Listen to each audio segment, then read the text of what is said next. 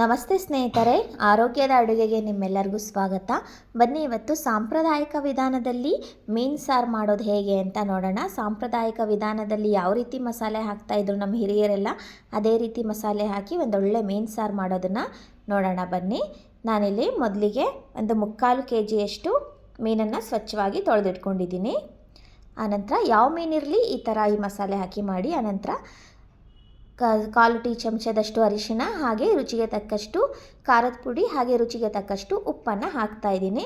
ಈ ರೀತಿ ಮಾಡೋದ್ರಿಂದ ಮೀನು ಉಪ್ಪು ಖಾರ ಎಲ್ಲ ಚೆನ್ನಾಗಿ ಹೀರ್ಕೊಳ್ಳುತ್ತೆ. ಇದನ್ನು ನಾವು ಒಂದು 5 ನಿಮಿಷ ಸರಿಯಾಗಿ ಕಲಸಿ ಒಂದು 5 ನಿಮಿಷ ಹಾಗೆ ಎತ್ತಿಟ್ಕೋಬೇಕು. ಚೆನ್ನಾಗಿ ಉಪ್ಪು ಖಾರ ಎಲ್ಲ ಹೀರಿ ಮ್ಯಾರಿನೇಟ್ ಆಗುತ್ತೆ, ತುಂಬ ಚೆನ್ನಾಗಿ ಬರುತ್ತೆ ರೆಸಿಪಿ. ಆನಂತರ ಮಸಾಲೆ ಮಾಡ್ಕೊಳ್ಳೋಣ. ನಾನಿಲ್ಲಿ ಒಂದು 2 ಹಿಡಿಯಷ್ಟು ಹಸಿ ಕೊಬ್ಬರಿ, ಹಾಗೆ 1 ಈರುಳ್ಳಿ, ಸ್ವಲ್ಪ ಕೊತ್ತಂಬರಿ ಸೊಪ್ಪು, 1 ನಿಂಬು ಗಾತ್ರದಷ್ಟು ಹುಣಸೆಹಣ್ಣು, ಸ್ವಲ್ಪ ಹುರಿಗಡಲೆ, 2 ಟೀ ಚಮಚದಷ್ಟು, 1 ಇಂಚು ಚಕ್ಕೆ, 2 ಲವಂಗ, 1.5 ಇಂಚಷ್ಟು ಶುಂಠಿನ ತೊಗೊಂಡಿದ್ದೀನಿ. ಇಷ್ಟೇ ಇದಕ್ಕೆ ಬೇಕಾಗಿರೋವಂಥ ಮಸಾಲೆ. ಇದನ್ನು ಒಂದು ಮಿಕ್ಸರ್ ಜಾರ್ಗೆ ಹಾಕಿ ರುಬ್ಕೋಬೇಕು. ಇವಾಗ ಟೊಮೆಟೊ ಇದನ್ನೆಲ್ಲ ಏನೂ ಹಾಕೋದು ಬೇಡ, ಬರೀ ಇಷ್ಟು ಮಸಾಲೆನಲ್ಲೇ ಒಂದು ಸಾರಿ ಮಾಡಿ ನೋಡಿ, ತುಂಬ ಚೆನ್ನಾಗಿರುತ್ತೆ ನೋಡಿ. ಇವಾಗ ರುಬ್ಕೊಂಡಿದ್ದೀನಿ, ಸಣ್ಣದಾಗಿ ರುಬ್ಕೋಬೇಕು. ಆನಂತರ ಒಂದು ಬಾಣಲೆನ ಇಟ್ಕೊತಾ ಇದ್ದೀನಿ. ಬಾಣಲೆ ಇಟ್ಕೊಂಡು ಮೊದಲಿಗೆ ಒಂದು 5-6 ಟೀ ಚಮಚದಷ್ಟು ಎಣ್ಣೆನ ಹಾಕೋತಾ ಇದ್ದೀನಿ. ಮೊದಲಿಗೆ ಈ ಮೀನುಗಳನ್ನೆಲ್ಲ ಫ್ರೈ ಮಾಡ್ಕೋಬೇಕು. ಮೀನು ಬೆಂದ ಮೇಲೇ ಮಸಾಲೆ ಹಾಕೋದು. ಎಲ್ಲ ಮೀನನ್ನು ಹಾಕ್ಕೊಂಡಿದ್ದೀನಿ ನೋಡಿ. ಈಗ ಒಂದು ಭಾಗ ಬೆಂದಿದೆ, ಒಂದು 2 ನಿಮಿಷ ಹಾಗೆ ಬಿಡಿ. ಒಂದು ಭಾಗ ಪೂರ್ತಿಯಾಗಿ ಬೇಯೋದಕ್ಕೆ ಬಿಡಬೇಕು. ಹಾಕಿದ ತಕ್ಷಣ ತಿರುಗಿಸ್ಬಾರ್ದು. ಇವಾಗ ಒಂದು ಚಮಚದ ಸಹಾಯದಿಂದ ಎಲ್ಲ ಮೀನುಗಳನ್ನು ಹೊರಳಿಸಿ ಹಾಕಿ. ಅಗಲವಾದ ಪಾತ್ರೆ ಇದ್ದರೆ ತುಂಬ ಚೆನ್ನಾಗಿ ಬರುತ್ತೆ. ಇದಕ್ಕೆ ಅಗಲ ಇರೋವಂಥ ಪಾತ್ರೆನೇ ತೊಗೋಬೇಕು.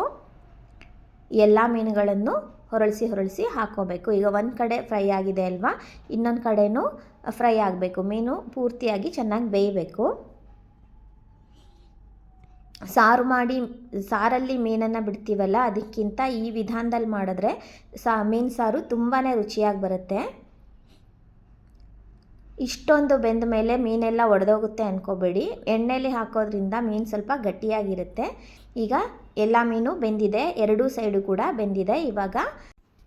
ಇವಾಗ ರುಬ್ಬಿದಂಥ ಅಷ್ಟು ಮಸಾಲೆನೂ ಹಾಕೋತಾ ಇದ್ದೀನಿ. ಪೂರ್ತಿಯಾಗಿ ಅಷ್ಟು ಮಸಾಲೆನೂ ಹಾಕ್ಕೊಂಡಿದ್ದೀನಿ. ಆನಂತರ ಹದ ನೋಡಿಕೊಂಡು ನೀರು ಹಾಕ್ಕೊಳ್ಳಿ.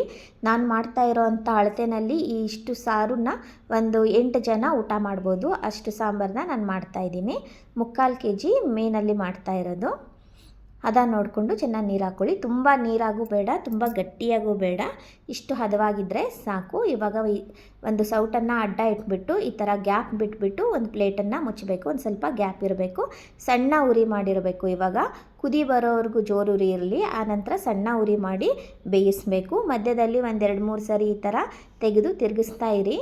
ಮೀನೇನು ಒಡೆದು ಹೋಗಲ್ಲ, ಆರಾಮಾಗಿ ತಿರುಗಿಸ್ಕೋಬೋದು. ಮಸಾಲೆ ಎಲ್ಲ ಸೈಡಾಗಿರುತ್ತೆ. ಪೂರ್ತಿ ಎಲ್ಲವನ್ನು ಸರಿಯಾಗಿ ಕಲಸಿ ಈಗ ಮತ್ತೆ ಒಂದು 5 ನಿಮಿಷ ಇಡ್ತಾ ಇದ್ದೀನಿ. ಈಗ ಒಂದು 5 ನಿಮಿಷ ಸಾರು ಕುದ್ದಿದೆ, ಇನ್ನೊಂದು 5 ನಿಮಿಷ ಕುದ್ರೆ ಮಸಾಲೆ ಎಲ್ಲ ಬೆಂದು ಸಾರು ರೆಡಿ ಆಗುತ್ತೆ. ಮತ್ತೊಂದು 5 ನಿಮಿಷ ಮುಚ್ಚಿ ಇಡ್ತಾ ಇದ್ದೀನಿ.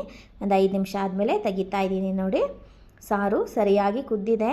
ಸಾರು ಇವಾಗ ಕಂಪ್ಲೀಟಾಗಿ ರೆಡಿಯಾಗಿದೆ. ಸಾಂಪ್ರದಾಯಿಕ ಮೀನು ಸಾರು ರೆಡಿಯಾಗಿದೆ. ತುಂಬ ಈಸಿ ಮಸಾಲೆ, ತುಂಬಾ ಬೇಗನೂ ಆಗೋಗುತ್ತೆ. ಈ ಹದದಲ್ಲಿರುವಂಥ ಮೀನು ಸಾರು ಮುದ್ದೆಗೆ, ಅಕ್ಕಿ ರೊಟ್ಟಿ, ಜೋಳದ ರೊಟ್ಟಿ, ಅನ್ನದ ಜೊತೆಗೂ ತುಂಬಾ ಚೆನ್ನಾಗಿರುತ್ತೆ. ಅಷ್ಟು ಚೆನ್ನಾಗಿ ರುಚಿಯಾಗಿ ಬರುತ್ತೆ. ಮೀನು ಕೂಡ ಎಲ್ಲೂ ಸಪ್ಪೆ ಅನಿಸೋದಿಲ್ಲ, ತುಂಬಾ ಟೇಸ್ಟಿಯಾಗಿರುತ್ತೆ. ಈ ಥರ ಮೀನನ್ನು ಫ್ರೈ ಮಾಡಿ ಒಂದು ಸಾರಿ ಸಾರು ಮಾಡಿ ನೋಡಿ, ಎಷ್ಟು ಚೆನ್ನಾಗಿರುತ್ತೆ ಅಂತ ಕಮೆಂಟ್ಸ್ ಮಾಡಿ ಹೇಳೋದನ್ನು ಮರಿಬೇಡಿ. ಈ ವಿಧಾನದಲ್ಲಿ ನೀವು ಒಂದು ಸಾರಿ ಪ್ರಯತ್ನ ಮಾಡಿ ರುಚಿ ಹೇಗೆ ಬಂತು ಅಂತ ಕಮೆಂಟ್ಸ್ ಮಾಡಿ ಹೇಳೋದನ್ನು ಮಾತ್ರ ಮರಿಬೇಡಿ. ಇದೇ ಥರದ ಆರೋಗ್ಯಕರ ಅಡುಗೆಗಳಿಗಾಗಿ ನನ್ನ ಚಾನಲನ್ನು ಸಬ್ಸ್ಕ್ರೈಬ್ ಮಾಡಿ. ಮತ್ತೆ ಇನ್ನೊಂದು ಆರೋಗ್ಯದ ಅಡುಗೆಯೊಂದಿಗೆ ನಿಮ್ಮನ್ನೆಲ್ಲ ಭೇಟಿಯಾಗ್ತೀನಿ. ಅಲ್ಲಿವರೆಗೂ ನಮಸ್ಕಾರ. ಈ ವಿಡಿಯೋ ನೋಡಿದ್ದಕ್ಕಾಗಿ ನಿಮ್ಮೆಲ್ಲರಿಗೂ ಧನ್ಯವಾದಗಳು.